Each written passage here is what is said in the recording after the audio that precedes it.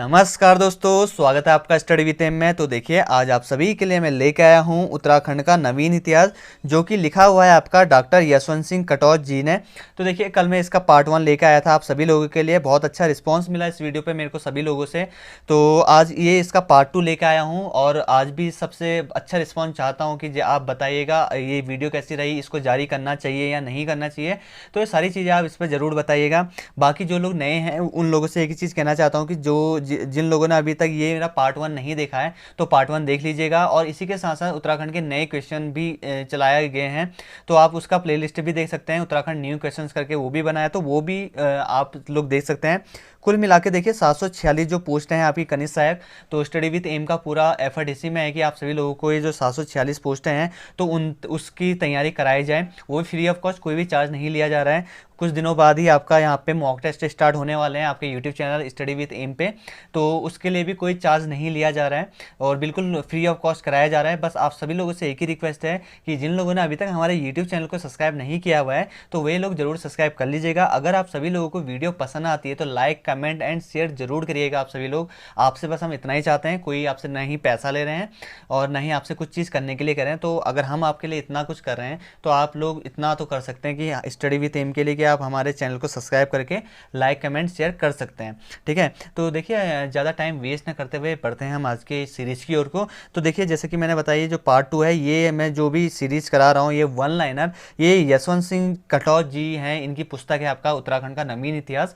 तो बहुत सारे लोगों के पास ये पुस्तक अवेलेबल नहीं होती है, तो इस वजह से ये सीरीज चला रहा हूँ ताकि इससे जो मैक्सिमम जो क्वेश्चन पूछे जाते हैं वो सभी आपके यहाँ पे कवर हो जाएं। ठीक है, तो देखिए बढ़ते हैं आज के पहले क्वेश्चन की ओर। तो पहला क्वेश्चन आपका देखिए यहाँ पे, गोपेश्वर का प्राचीन नाम क्या है। ठीक है, काफी इंपॉर्टेंट है। देखिए कि आपका जो गोपेश्वर का, देखिए मैंने प्राचीन नाम के ऊपर भी वीडियो बनाई हुई है और उसमें सभी जो प्राचीन नाम है उसको डिस्कस किया हुआ है आप मैंने उस वीडियो पे। तो जिन लोगों ने नहीं देखी है वो वीडियो, तो आपको यहाँ पे आई बटन मिल जाएगा, उस आई बटन में जाके क्लिक करके आप लोग देख सकते हैं या फिर सर्च भी कर सकते हैं ओल्ड नेम उत्तराखंड और स्टडी विद एम आगे से डालेंगे तो आपको वो जल्दी मिल जाएगा। तो देखिए यहाँ पे बात कर रहे हैं हम गोपेश्वर के प्राचीन नाम के बारे में। तो देखिए जो आपका गोपेश्वर है उसका प्राचीन नाम है आपका गौथला। ठीक है, याद रखिएगा क्या है आपका इसका प्राचीन नाम, गौथला। गौथला नाम है इसका गोपेश्वर का प्राचीन नाम। आप सभी को पता ही होगा, इससे पहले भी काफ़ी बार बताया जा चुका है मेरे द्वारा कि जो गोपेश्वर है वो आपका जो चमोली है उसका मुख्यालय है गोपेश्वर में। ठीक है, तो ये चीज़ को अभी याद रखना है। किस वर्ष से गोपेश्वर को यहाँ पे स्थानांतरित किया गया ये चीज़ भी आपको बता देता हूँ। देखिए काफ़ी इंपॉर्टेंट है सारी चीज़ें और जो मेरे द्वारा बताई जा रही हैं उन सभी से आप सभी लोगों से एक ही रिक्वेस्ट है कि आप सभी लोग इसको ज़्यादा से ज़्यादा शेयर करिएगा और मेरी इस वीडियो को स्टार्टिंग से लेकर अंत तक जरूर देखिएगा। ठीक है, तो मैं बता रहा था आपका गोपेश्वर का जो पुराना नाम है वो है आपका गौथला। ठीक है, तो आप इस चीज़ को आप देख लीजिएगा। उसके बाद ही ये मैंने बताया कि जो आपका चमोली जनपद है, चमोली जनपद का मुख्यालय है किस वर्ष स्थानांतरित किया गया है, 1960 में ये चमोली जनपद का मुख्यालय बनाया गया था। ठीक है, उसी के साथ साथ देखिए यहाँ पे ये जो आपका गौथला है, ये पुराने जो भी अभिलेख मिलते हैं, ये पुराने नाम हम किस प्रकार से जानते हैं। देखिए जो किसी भी स्थल का पुराना नाम आता है या पुराना नाम हमें पता चलता है, वे सब उनके जो पुराने अभिलेख मिले हैं या ताम्रपत्र मिले हैं, तो उन सभी के जरिए से पता चलता है कि वो जो क्षेत्र है उसका पुराना नाम क्या था। तो पता चल गया होगा गोपेश्वर का पुराना नाम गौथला है। उसी के साथ साथ देखिए यहाँ पे जो गोपेश्वर है 7वीं और 8वीं, ठीक है, 7वीं और 8वीं शताब्दी में यहाँ पे प्राचीन शिव मंदिर भी बने हुए हैं। ठीक है, काफ़ी प्रसिद्ध शिव मंदिर है यहाँ का। और इसी के समीप यानी कि गोपेश्वर के समीप ही आपके काफ़ी दर्शनीय स्थल है, जैसे कि आपका रुद्रनाथ हो गया, आपका अनुसूया का मंदिर हो गया और अत्रि मुनि आश्रम हो गया। तो ये सारी चीज़ें यहाँ पे भी काफ़ी हैं, तो आप को भी देख सकते हैं। ठीक है, उसके बाद देखिए अगला क्वेश्चन की ओर बढ़ लेते हैं।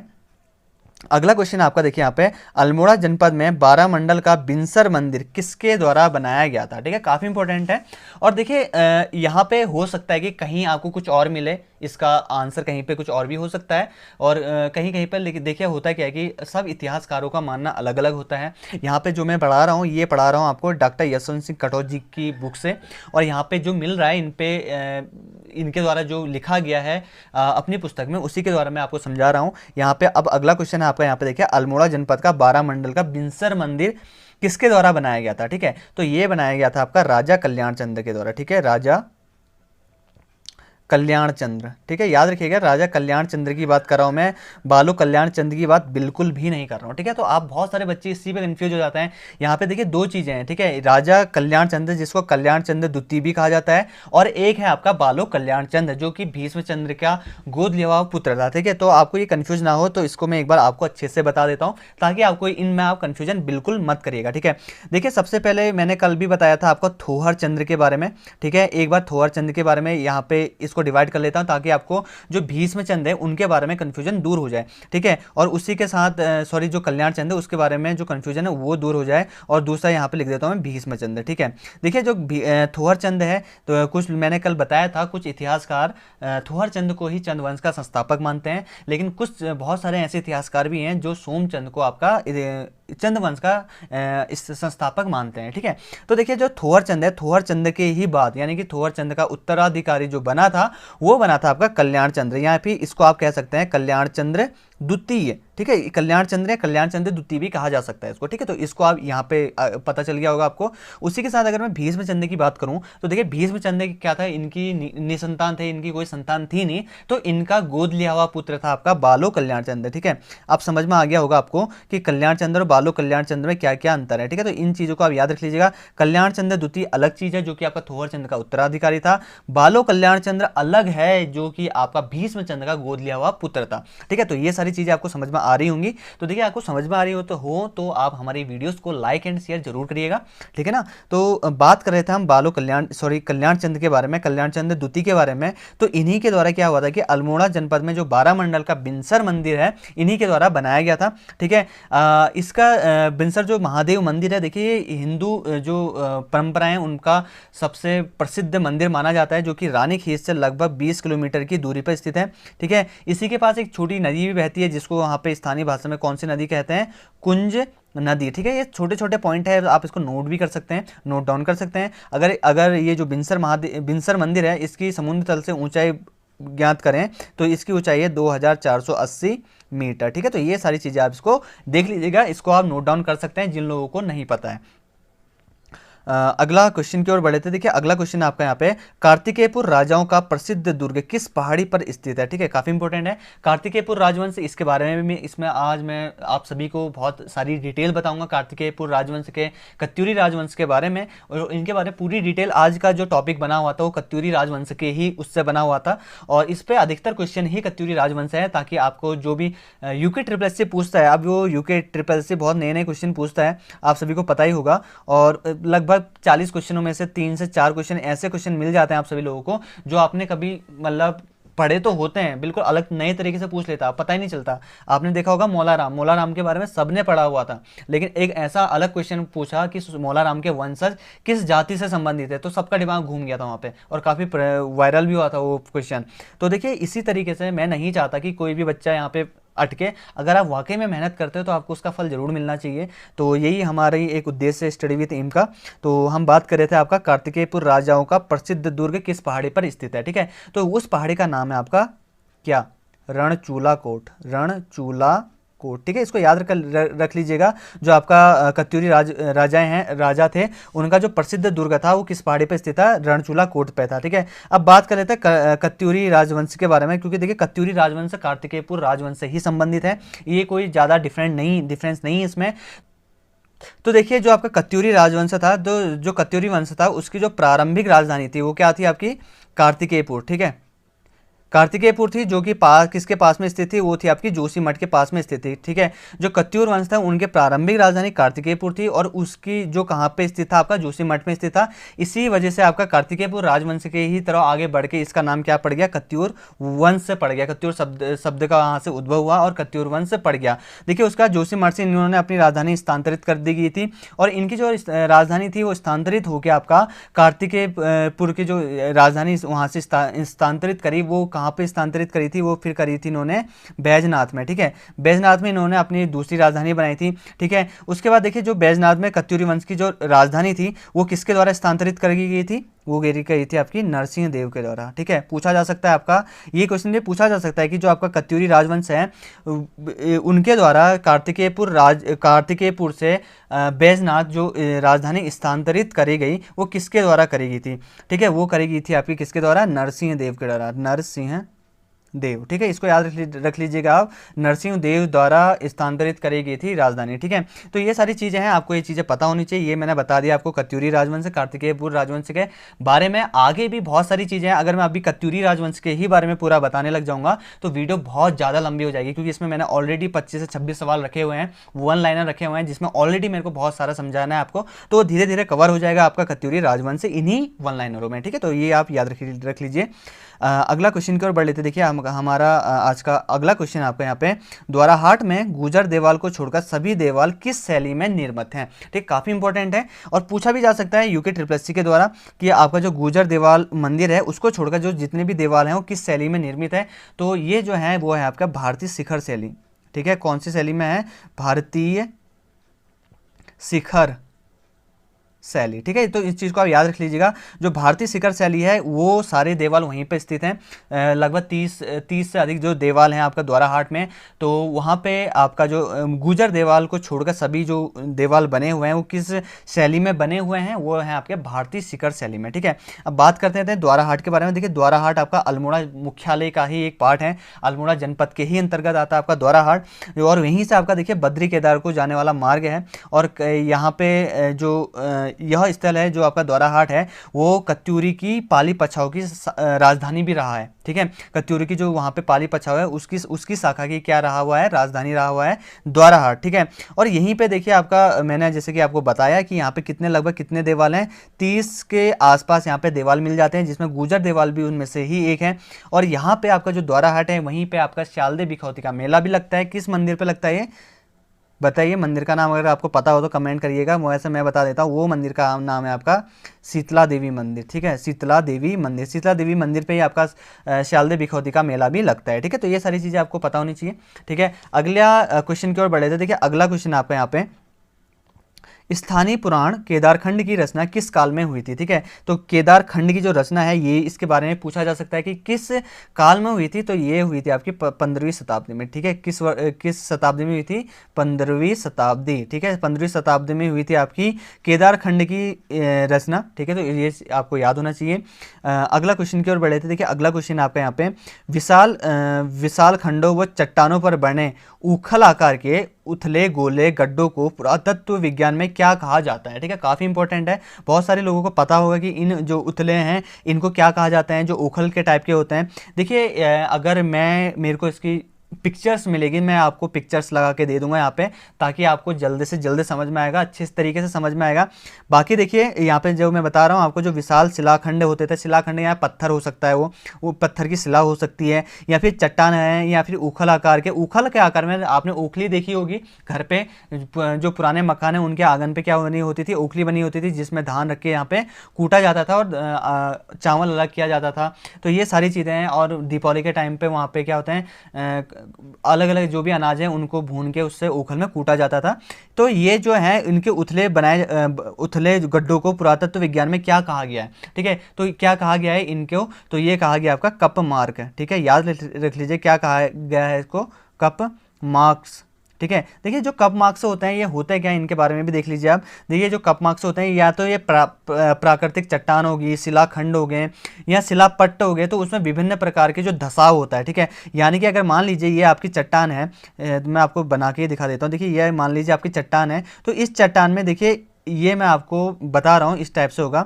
तो यहाँ पे क्या होता था, ये गड्ढा होता था, इतना बड़ा क्या होता था, गड्ढा होता था, जिसकी लगभग कुछ जो गड्ढे होते थे वो 24 से 25 सेंटीमीटर तक गड्ढे होते थे वहाँ पे। तो इन्हीं को क्या कहा गया है, कप मार्क्स कहा गया है। ठीक है, और उत्तराखंड में जो इसे किस नाम से भी जाना जाता है, उखल नाम से भी, उखल भी कहा जाता है इसे, नॉर्मली जो घर के आंगन में मिल जाते हैं। लेकिन ये जो उखल है ये पुरातत्व विभाग द्वारा खोजे गए हैं और ये प्राकृतिक वहाँ पे पाए गए हैं वहाँ पे। और ये किसके द्वारा बनाए गए थे, ये पुराने जो लोग हैं उनके द्वारा बनाए गए, ये कप मार्क वहाँ पे ढूंढे गए हैं। उसी के साथ साथ अगर इसका जो श्रेय जाता है, सबसे पहले ये जो कप मार्क खोजने का श्रेय जाता है किसको जाता है, वो जाता है आपका 1856 में खोजा गया था। सर्वप्रथम किसके द्वारा खोजा गया था, हेनवुड के द्वारा खोजा गया था। और कहाँ कौन से स्थान पर खोजा गया था, वो खोजा गया था आपका देवीधुरा में।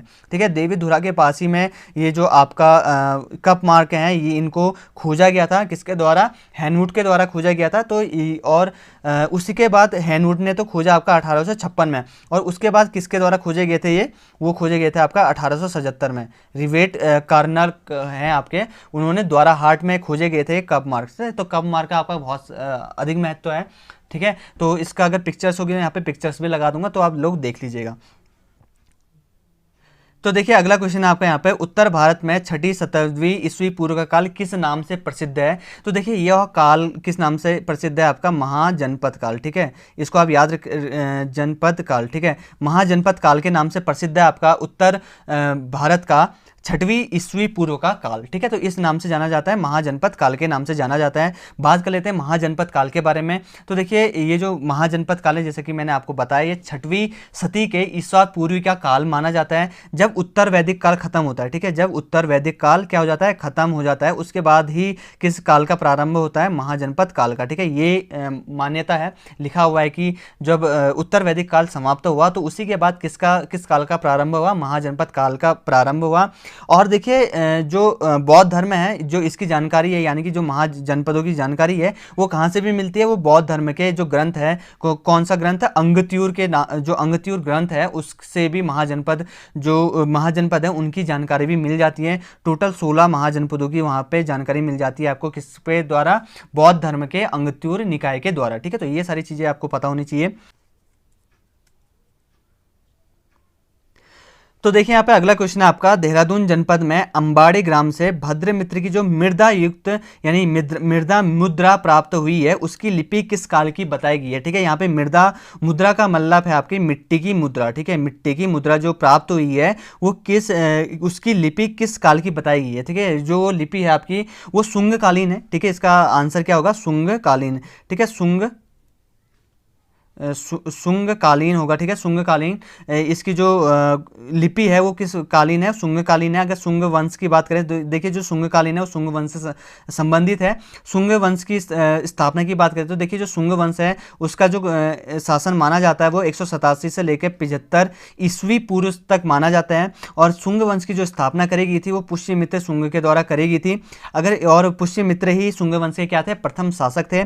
अंतिम शासक की बात करी जाए शुंग वंश की तो वो थे आपके देवभूति। ठीक है, याद रख लीजिएगा, देवभूति थे आपके शुंग वंश के अंतिम शासक। और इन्हीं के द्वारा देखिए जो पुष्यमित्र शुंग थे उन्हीं के द्वारा अंतिम मौर्य शासक के बृहद्रथ की हत्या करके किसकी स्थापना करी गई थी, शुंग वंश की स्थापना करी गई थी। किसकी हत्या करके, अंतिम मौर्य शासक बृहद्रथ की। ठीक है, बृहद्रथ की इनके द्वारा हत्या कर दी गई थी, मौर्य शासक था ये, तो इनकी हत्या कर दी गई थी। उसके बाद पुष्यमित्र शुंग ने शुंग वंश की क्या करी थी, नींव डाली हुई थी। ठीक है, तो ये सारी चीजें आपको याद रखनी है। अगला क्वेश्चन की ओर बढ़ लेते हैं। देखिए अगला क्वेश्चन आपका 9वां क्वेश्चन, 78वीं ईस्वी में शक संवत का आरंभ किसके द्वारा किया गया था। ठीक है, इंपॉर्टेंट क्वेश्चन है ये, उत्तराखंड और आपका हिस्ट्री का दोनों का मिक्स क्वेश्चन है और आ सकता है। तो देखिए आपका जो 78वीं ईस्वी में जो शक संवत था उसका आरंभ किसके द्वारा किया गया था, वो किया गया था आपका कनिष्क के द्वारा। ठीक, किसके द्वारा किया गया था, कनिष्क। ठीक है, कनिष्क के द्वारा किया गया था आपका शक संवत का प्रारंभ। देखिए आपका जो कनिष्क था, कनिष्क था वो कुषाण वंश का क्या था, पराक्रमी शासक था। ठीक है, पराक्रमी शासक माना जाता है कुषाण वंश का कनिष्क को। और इसको द्वितीय अशोक की उपाधि से भी नवाजा गया था, कनिष्क प्रथम को। ठीक है, तो ये चीज़ें आपको याद रखनी है, जो ये कनिष्क प्रथम था इसको किसके उपाधि से नवाजा गया था, द्वितीय अशोक की। ठीक है, और 78वीं ईस्वी के आसपास ही जो कनिष्क हैं तो वे क्या हुए थे, सिंहासन पे विराजमान हुए थे और इन्हीं के द्वारा क्या किया गया था, शक संवत चलाया गया था। ठीक है, तो इन सारी चीज़ों को आप याद रख लीजिएगा। अगर बात करेगा 78वीं ईस्वी में शक संवत का प्रारंभ तो किसके द्वारा किया गया, कनिष्क प्रथम के द्वारा, ठीक है। और जैसे कि मैंने आपको बताया जो कनिष्क प्रथम था इसको क्या कहा जाता था, द्वितीय अशोक भी कहा जाता था, ठीक है। तो इन चीज़ों को आप याद कर लीजिएगा। तो देखिए आपका अगला क्वेश्चन आपका यहाँ पे, कालसी प्रदेश का प्रतापी राजा कौन था जिसने यमुना के वाम तट पर 4 अश्वमेध यज्ञ किए थे, ठीक है। तो ये कौन थे आपके, शीलवर्मन, ठीक है, नृपति शीलवर्मन, शीलवर्मन, ठीक है। देखिए इनके द्वारा 4 जो अश्वमेध यज्ञ किए गए थे उनमें से जो 3 के 3 यज्ञ के अवशेष मिले हैं, वो जो यज्ञ हैं उनके वो किसके द्वारा निर्मित किए गए हैं, पक्की ईंट के द्वारा निर्मित किए गए हैं। और इन्हीं ईंटों पे देखिए जो ब्राह्मी लिपि से इन्हीं ईंटों में क्या होता है, ब्राह्मी लिपि और संस्कृत भाषा में उत्कीर्णन मिला हुआ है इन्हीं पक्की ईंटों से, ठीक है। और ये जो 3 अवशेष मिले हैं यज्ञ के, ये कहाँ से मिले हैं, ये मिले हैं आपके उत्तरकाशी के पुरोला गांव से, ठीक है। और यहीं पर उत्खनन हुआ था, किसके द्वारा उत्खनन किया गया था, भारतीय पुरातत्व सर्वेक्षण विभाग के द्वारा 1952 और 54 के आसपास में ये उत्खनन किया गया था, सर्वेक्षण किया गया था, किसके द्वारा, भारतीय पुरातत्व सर्वेक्षण विभाग के द्वारा। और वहाँ पे इनको जो शीलवर्मन के जो 4 अश्वमेध यज्ञ किए गए थे उनमें से 3 यज्ञ मिले जो कि पक्की ईंटों के बने हुए थे, ठीक है। तो इन चीज़ों को आप याद कर लीजिएगा। अगले क्वेश्चन की ओर बढ़े थे। देखिए आपका अगला क्वेश्चन है आपके यहाँ पे, भोजवर्मन के बेलाव ताम्रपत्र के अनुसार वर्मनों के पूर्वज कहाँ के शासक थे, ठीक है। तो ये भी इंपॉर्टेंट है। जो आपके भोजवर्मन थे, भोजवर्मन के बेलाव ताम्रपत्र, ठीक है, कौन सा ताम्रपत्र की बात हो रही है यहाँ पे, बेलाव ताम्रपत्र के अनुसार वर्मन के जो पूर्वज थे वो कहाँ के शासक थे, वो थे आपके सिंहपुर के, ठीक है। याद कर लीजिएगा इसको, किस कहाँ के थे आपके, सिंहपुर, ठीक है, सिंहपुर के शासक थे। तो इन चीज़ को भी आपको याद करना है।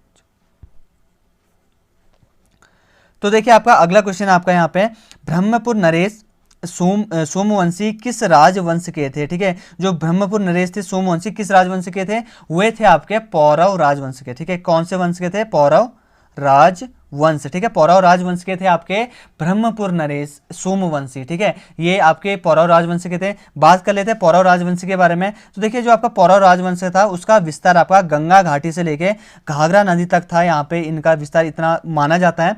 और जो ये आपका जो पौरव राजवंश थे और इनका जो विस्तार, जैसे कि मैंने बताया कि इनका जो विस्तार माना जाता है गंगा घाटी से लेकर घाघरा नदी के तट तक माना जाता है। और उसी के साथ साथ इनका जो विस्तार माना जाता है उत्तराखंड के पूर्वी क्षेत्र, ठीक है, पूर्वी क्षेत्रों में भी इनका विस्तार माना जाता है। उसके बाद देखिए जो पौरव राजवंश थे इनकी राजधानी की बात करें तो इनकी राजधानी क्या थी आपकी, ब्रह्मपुर, ठीक है। इनकी राजधानी पूछी जाती है, कभी कभार यूके ट्रिपल पूछ लेता है कि जो आपके पौरव राजवंश थे उनकी राजधानी क्या थी, तो उनकी राजधानी क्या थी आपकी, ब्रह्मपुर थी, ठीक है, जो कि कहाँ पे स्थित है, आपका अल्मोड़ा के बिनसर के आसपास स्थित है आपका ब्रह्मपुर, ठीक है। उसी के साथ साथ देखिए जो आपका पौरव राजवंश है इनकी जानकारी के लिए 3 प्रमाण मिलते हैं, ठीक है। ये 3 प्रमाण कौन से हैं, सबसे पहला प्रमाण मिलता है आपका ह्वेंसांग के द्वारा लिखी पुस्तक में, ठीक है, जो उसकी पुस्तक का नाम क्या था, शिवक्की में इनका पौरव जो राजवंश है उनका प्रमाण मिलता है।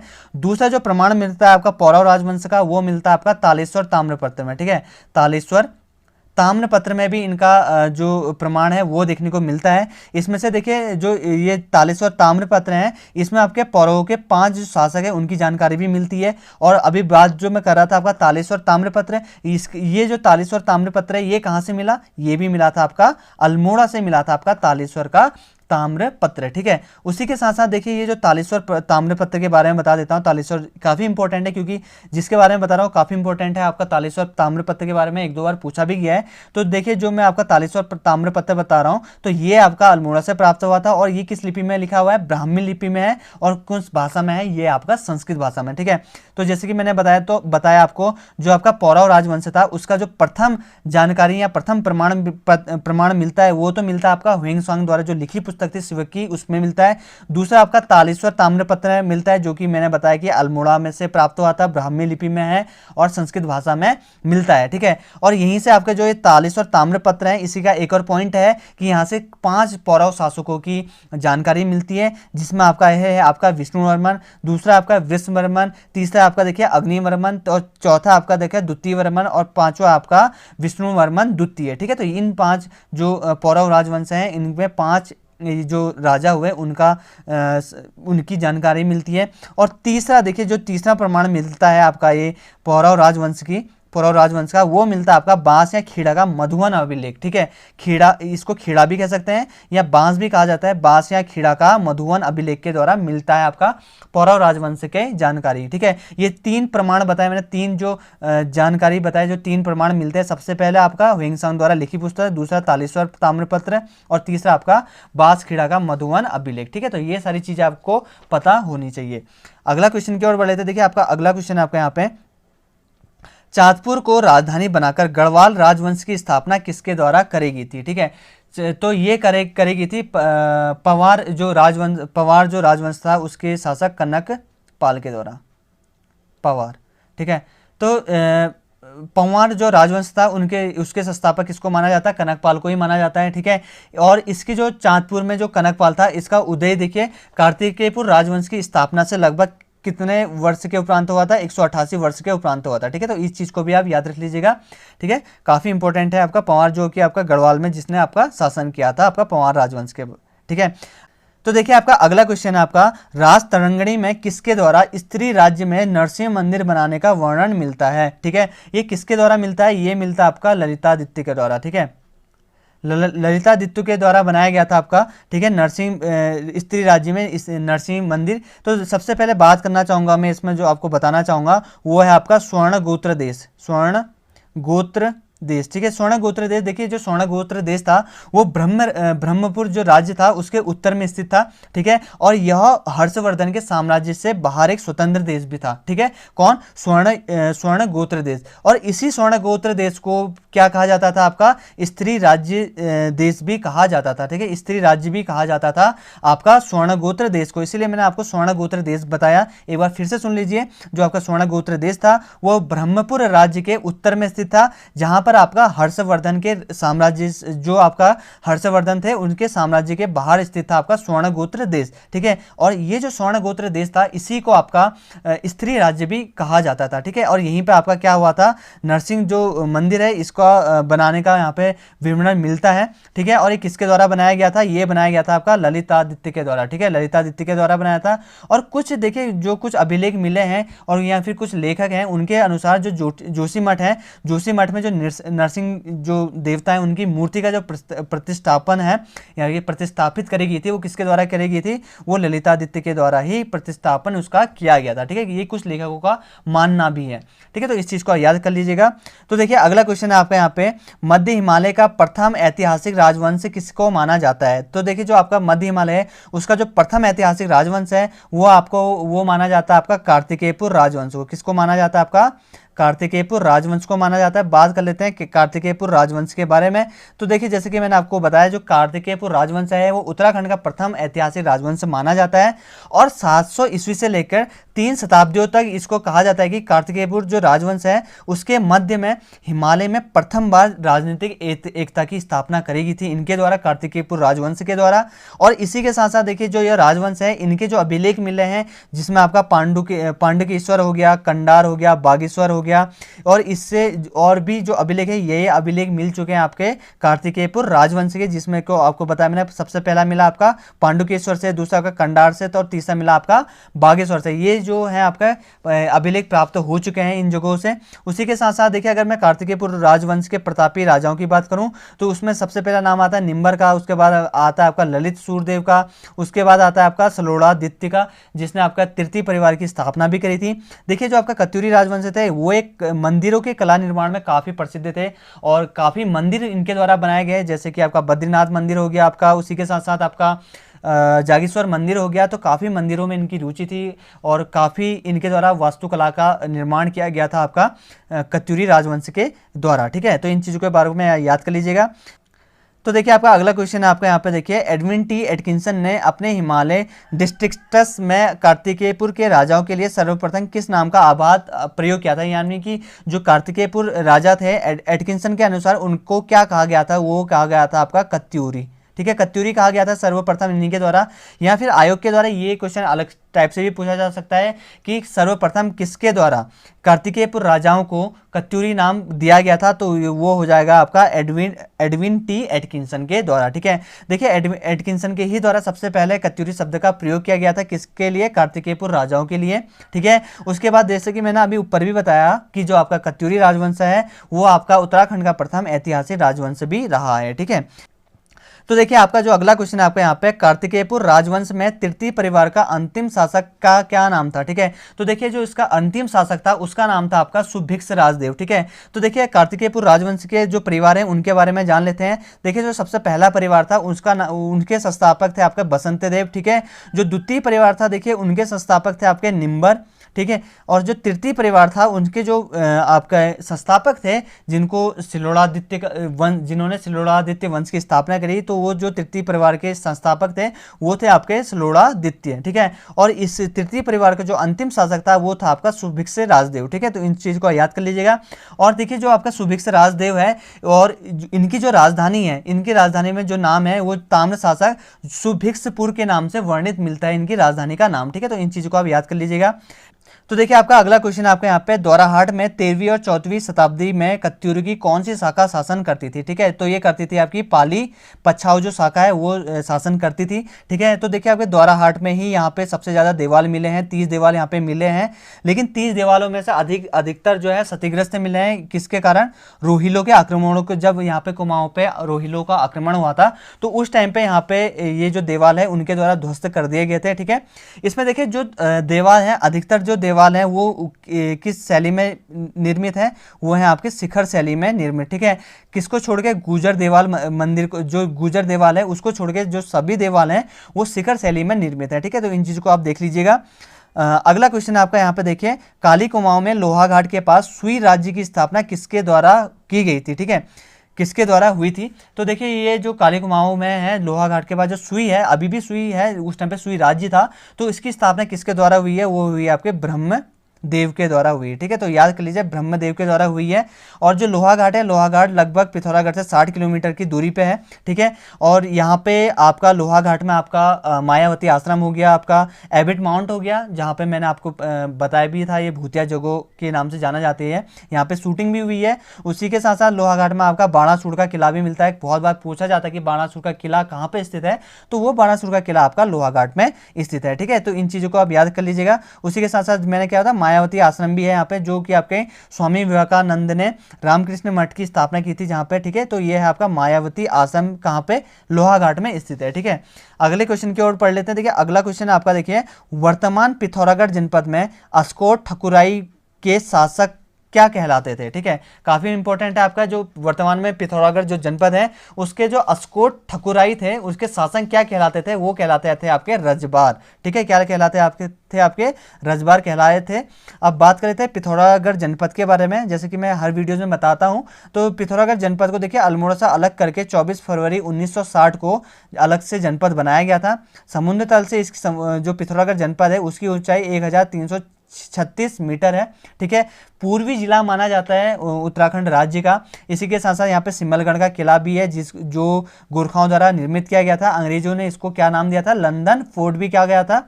पिथौरागढ़ जनपद का अगर उपनाम की बात करें या फिर उसका पुराना नाम की बात करें तो उसको क्या कहा जाता है, छोटा कश्मीर भी कहा जाता है। यहीं पे आपका चंडाक मंदिर भी स्थित है। बहुत बार पूछा गया कि चंडाक मंदिर किस जनपद में स्थित है, तो उसका आंसर हो जाएगा आपका पिथौरागढ़ जनपद। ठीक है, अगला क्वेश्चन आपका देखिए, काली के पश्चिमी भाग से लेकर पश्चिमी नेपाल में डोटी राज्य की स्थापना किसने की थी।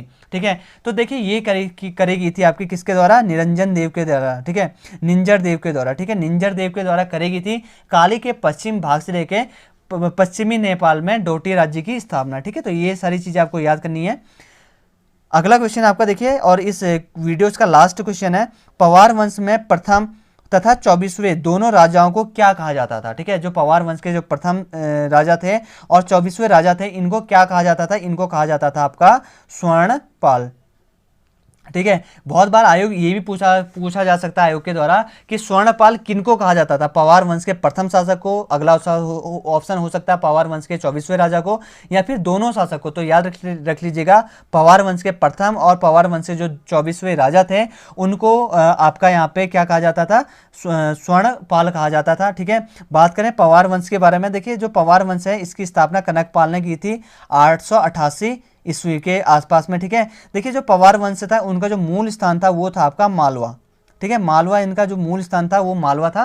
ठीक है। तो पवार वंश जो कि गढ़वाल पे इन्होंने अपना शासन स्थापित किया, 52 गढ़ जीते पवार वंश के द्वारा। ठीक है। तो ये चीज़ें इनके बारे में थी। तो ठीक है दोस्तों, तो आज की वीडियो को मैं यहीं पे समाप्त करता हूँ। अपना इस वीडियो पे कमेंट जरूर करिएगा, वीडियो कैसी लगी, और इस पर अपने रिव्यू जरूर दीजिएगा। आगे इस वीडियो को कंटिन्यू करना है या नहीं करना है, तो इस चीज़ पर आप जरूर अपने राय दीजिएगा। बाकी जो भी लोग नए हैं उन सभी लोगों से एक ही चीज़ कहना चाहूँगा, आप यदि हमारे यूट्यूब चैनल पर नए हैं तो आप हमारे यूट्यूब चैनल को जरूर सब्सक्राइब कर लीजिएगा, और साथ ही साथ यह वीडियो पसंद आती है तो लाइक कमेंट शेयर जरूर करिएगा। और उम्मीद करता हूँ सभी लोगों को यह वीडियो पसंद आई होगी, और आगामी जितने भी पेपर होने वाले हैं आपके 746 कनिष्ठ पद, कनिष्ठ सहायक के जो पेपर होने वाले हैं आगामी टाइम पे, तो उन सभी के लिए आपको अभी से स्टडी विद एम की ओर से wish you all the best. धन्यवाद।